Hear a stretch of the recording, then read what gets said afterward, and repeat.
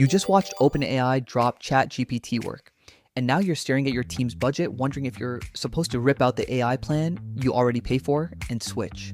So let's settle the real fight. This is ChatGPT Work versus Claude Team Business, and the question every small shop is actually asking is simple. If your team runs on AI all day, which plan wins for the money you'll spend every month? Here's the plain answer up front so you don't have to wait for it.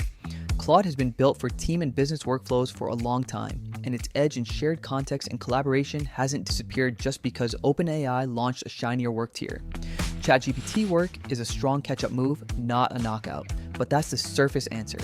The deeper question is which one is right for your team specifically, and where each one quietly breaks. Stick with me, because by the end you'll know exactly which one to keep paying for and which one to skip. And I'll be straight with you the whole way. Nobody's paying me to pick a side here, so this is the honest read of how these two actually stack up for a normal business, not a press release. Quick thing before we get deeper.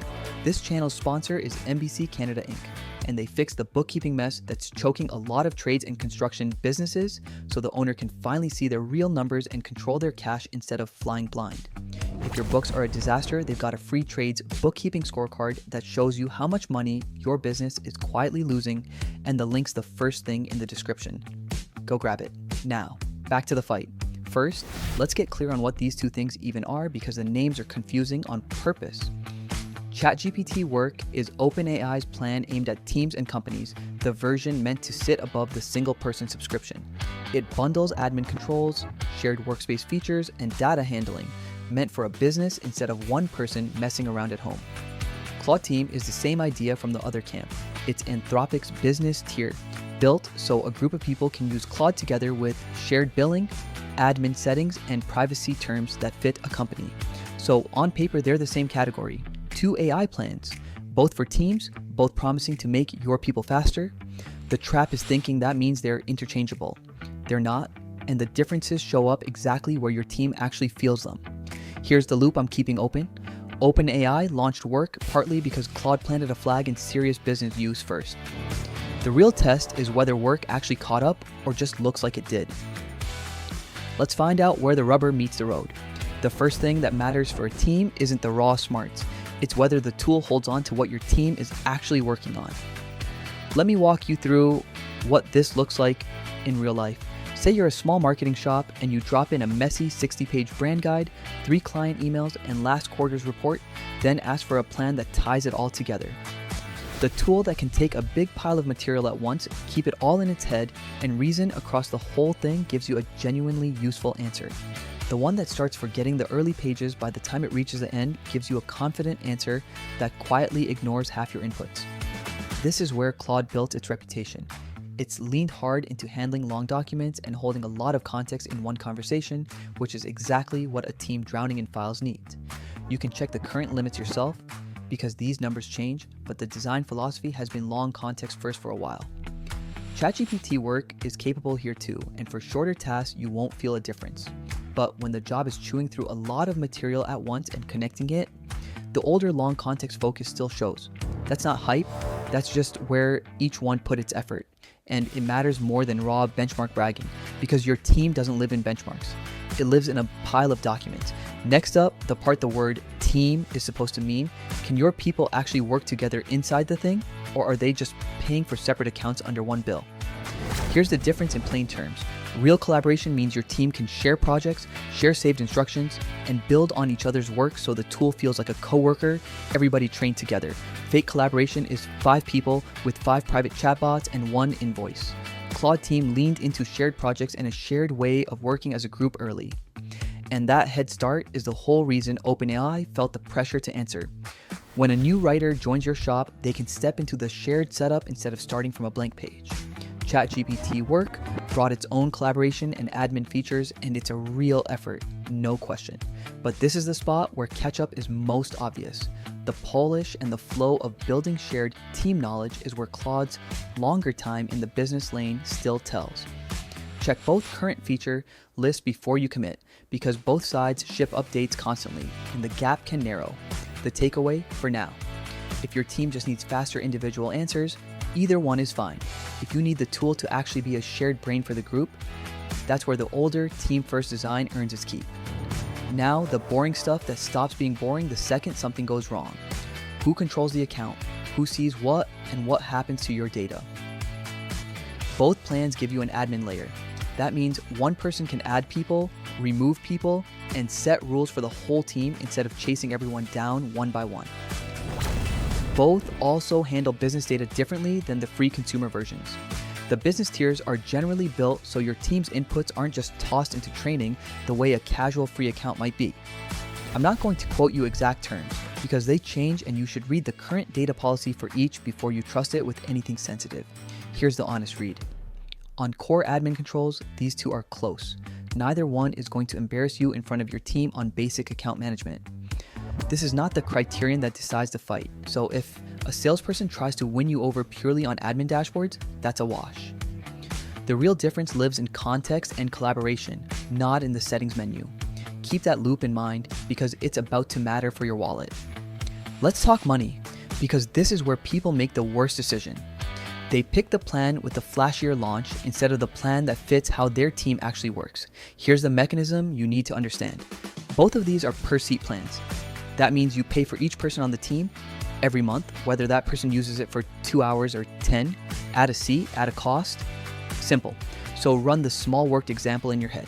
If you've got a 5-person team, you're paying 5 times the per seat cost, month after month.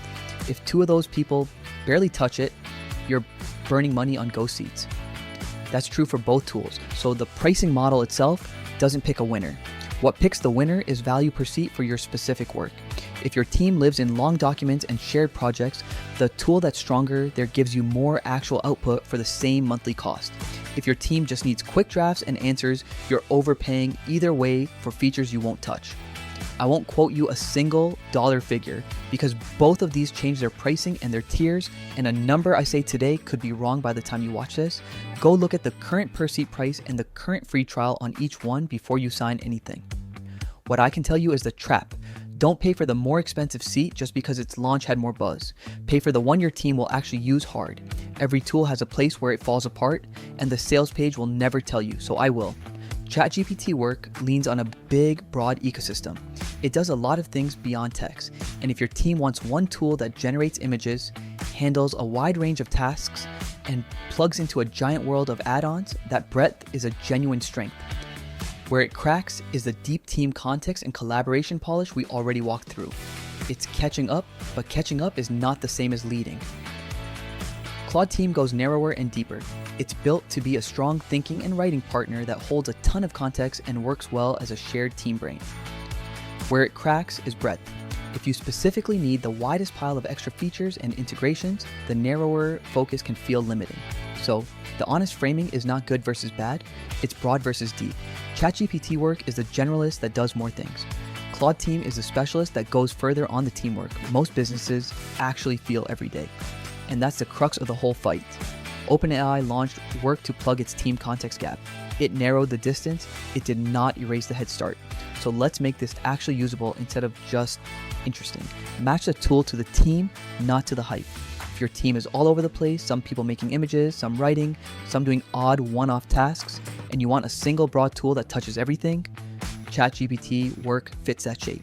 The breadth pays off when your work is scattered. If your team's day is heavy documents, long context, careful writing, and building shared projects together, Claude Team fits that shape. The depth pays off when your work is deep and connected. And here's the part nobody's selling you. Either plan will say out loud. A lot of small teams don't need a team plan at all yet. If it's really just you and one other person doing light work, the cheaper individual tiers might carry you fine until you actually feel the wall. Don't buy the business tier to feel official. Buy it when the shared features solve a real pain. Now that the whole comparison is on the table, the broad versus deep split, the per seat math, the context edge, and where each one breaks, here's the piece that actually helps you decide whether this is even worth your energy. Okay, I think you guys know the take here. Each one does have their separate benefits. I was just chatting about it. Claude is really bad at scanning its own code for bugs. Even Fable is really bad at finding bugs. What you're going to want to do is use the CLI. You want both ChatGPT and Claude. If you're writing code and if you're coding and you're locked in, you literally want both. You want Claude to write the code, the bulk of the work, because it has a large context window. You want Codex to do the adversarial review of the code Claude wrote. ChatGPT will find bugs and will rip it apart, and then you get Claude to fix those bugs. You get ChatGPT to do the adversarial review again, and you keep going in this loop until Codex says all is fixed. You can ship it. This flow, this loop, has not failed me yet. Before I was using this loop, I would ship bugs. I created a virtual office with code, and before this loop, I would ship bugs, and it would take down the entire office. Ever since I've been using this loop, I'm able to push new code or bug fixes to the office without actually shutting down the app. The app works great even when I push new fixes, all because of this loop. It's not necessarily which one's better, but if you were going to choose one, I would go with Claude, just because of Fable. Fable's capabilities are amazing, but bloody hell, pick both, get both. I'll let you in on a little secret. Use Claude Fable to use Claude Heiku as its sub-agents and use Heiku to do the bulk of the work.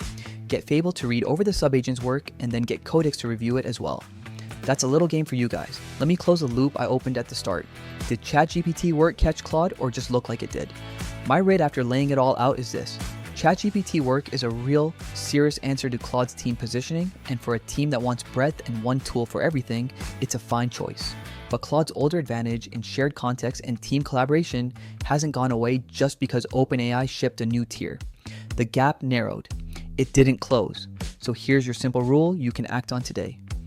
Look at what your team actually does most this week. Scattered, broad, image-heavy work points you toward the generalist. Deep documents and shared writing point you toward the specialist. Then check the current per seat price and free trial on both and run whichever one on your real work for a week before you commit 5 seats to anything. Don't pick the loud launch. Pick the one that fits your actual week. That's the whole thing.